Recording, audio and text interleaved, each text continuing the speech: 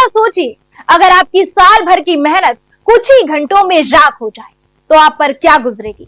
उत्तर प्रदेश की औरैया से आई ये तस्वीरें इसी दर्द की कहानी बयां कर रही हैं, जहां एक चिंगारी ने किसानों के सपनों को जलाकर रख दिया है। नमस्कार, मैं हूं आपके साथ शुभी शुक्ला और आप देख रहे हैं नेशन नाउ समाचार। बेला थाना क्षेत्र के पूर्वा भदौरिया गांव में दोपहर के समय लगी आग ने देखते ही देखते विकराल रूप ले लिया और सैकड़ों बीघा फसल को अपनी चपेट में ले लिया। प्रशासन जहां 132 बीघा नुकसान की बात कर रहा है, वहीं किसानों का दावा है कि करीब 200 बीघा तक फसल जलकर राख हो चुकी है। लेकिन सबसे बड़ा सवाल यही है, आखिर हर साल फसल कटाई के समय ही आग क्यों लगती है? क्या ये महज एक हादसा है या फिर लगातार हो रही लापरवाही का नतीजा है?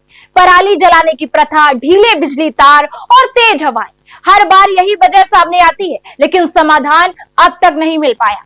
इस घटना ने एक और हकीकत उजागर की है। जब खेत जल रहे थे तब किसान खुद ही दमकल बन गए। कोई बाल्टियों से पानी डाल रहा था तो कोई पेड़ों की डालियों से आग बुझाने की कोशिश कर रहा था।